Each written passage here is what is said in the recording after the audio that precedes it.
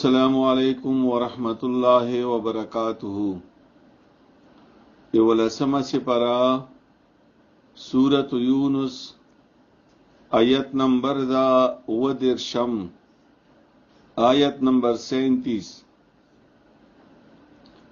اعوذ باللہ من الشیطان الرجیم. بسم اللہ الرحمن الرحیم. ام یقولون افتراه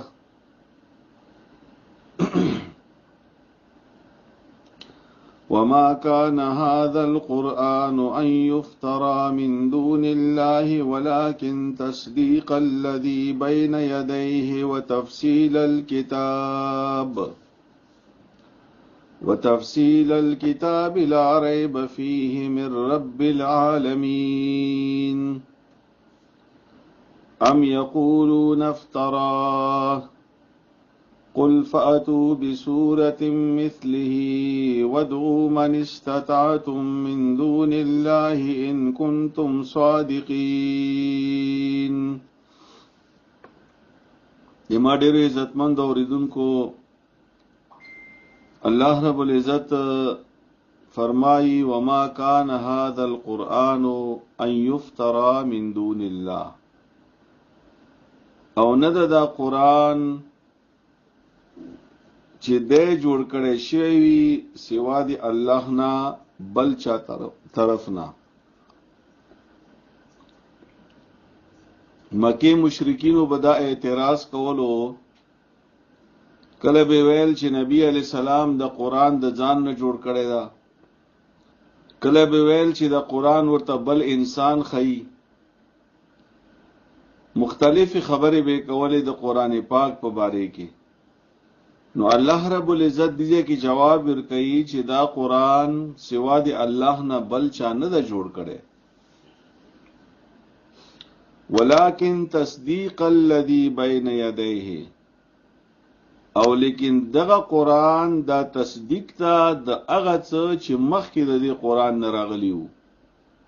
مطلب دا ده لکه څرنګه مخکې تورات، انجیل، زبور او د نورو پیغمبرانو صحیفه چې الله نازل کړي وي، اومدارنګي دغه کتاب هم الله رب العزت نازل کړي دا.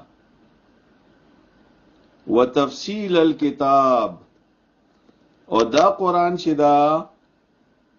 دا تفصیل دا د الکتاب. الکتاب مطلب هغه احکامات چې هغه په دې قرآن کې الله پاک را نازل کړي دي، او هغه احکامات چې هغه فرض دي. نو هغه فرض احکامات او دغه تفصیل په دې کتاب کې موجود ده. دویمه معنی دا هم کېدلی شي چې دا تفصیل ده د ټولو کتابونو، لا ریب فیه، او په دې کې هیڅ شک شبهه نشته چې دا د الله طرف نه ده، من رب العالمین، چې دا د اغرب طرف نه ده چې هغه د عالمین رب ده، د مخلوقات رب ده، د کائنات رب ده. اوس الله تعالی مزید د دې خبره نور وضاحت کوي د خلکو ته چې د خلک پوه شي په دې خبره باندې.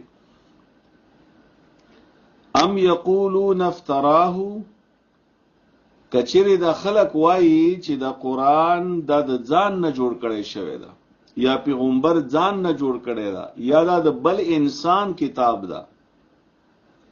نو تو ته په جواب کې وایي اے پیغمبر، قل تو ته وایي په جواب کې فاتو بسورة مثله وادعوا من استطعتم من دون الله. نو تاسو راوړئ یو سورت د دې قرآن په شان دی، او تاسو را وګورئ دې کار د پاره څومره چې د تاسو طاقت رسیږي سوا دی الله نه. یعنی الله نه علاوه څوک هم سره غوښتلی شي، چا نه هم چې مدد غوښتلی شي. ټولو ته چیلنج ده چې هغوی د دې قرآن په شان دی یو صورت خو دې جوړ کړي. ان کنتم صادقین، کچری دوی رښتونی وي په خپلې خبرې کې، یعنی که دوی په دې خبره کې رښتونی وي چې دا قران الله نه د نازل کړي، دا انسان جوړ کړي دا، ځان نه جوړ کړي دا، یا پیغمبر علی السلام باندې کې به ویل چې دې د ځان نه جوړ کړي دا. نو تاسو تکړه شئ، تاسو ځان ته ډېر تکړه یو، تاسو تکړه شئ د دې قران په شان دی یو صورت خوراوړي، یا بل چاته وایي چې هغه د دې قران په شان دی یو صورت خو دې جوړ کی، نشي جوړولای هیڅوک. د دې دوه آیتونو خلاصہ دا شولا چې دا قران پاک په دې کې شک شوبه نشته چې دا منزل من الله دا، دا الله نازل کړی دا، او په دې کې هم شک شوبه نشته چې دا الله رب العزت په نبی علی السلام باندې نازل کړی دا، او په دې کې هم شک شوبه نشته دا چې دا رنګ قران پاک هیڅوک نشي جوړولای، نه د دې یو آیت جوړولای شي دې پشان دی، نه د دې پشان دی څوک صورت جوړولای شي، نه د دې پشان دی بل کتاب څوک جوړولای شي. او دا ټول کتابونو نه افضل کتاب دا، ټول نه کتابونو نه دا محکم او مضبوط کتاب دا، ځکه چې دا الله کلام دا، دا دی الله رب العزت خبرې دي. اوس ترجمه ته متوجه شو. وما كان او ندا هذا القرآن دغه قرآن ان يفترى چې جوړ کړی شي دغه قرآن من دون الله سوا دی الله نا، ولكن او لیکن تصدیق الذي دا قرآن تصدیق دا د هغه څه بین یدیه چې مخکې د دې قرآن نه راغلیو، وتفصیل الكتاب او دا تفصیل د الکتاب دا، یعنی تفصیل دا د احکاماتو او تفصیل دا د نورو کتابونو. لا ریب فیه نشته هیڅ شک په دې قرآن کې، من رب العالمین چې دا د رب العالمین طرف نه دا.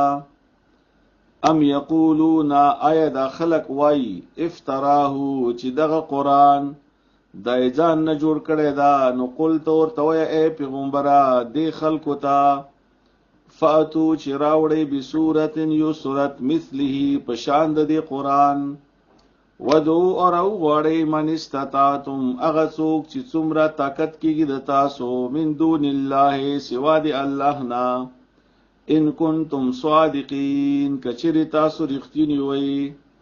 الله د په دې سبق باندې مو ته پویا او الله تعالی د په دې باندې عمل کولو توفیق راکړي. واخر دعوانا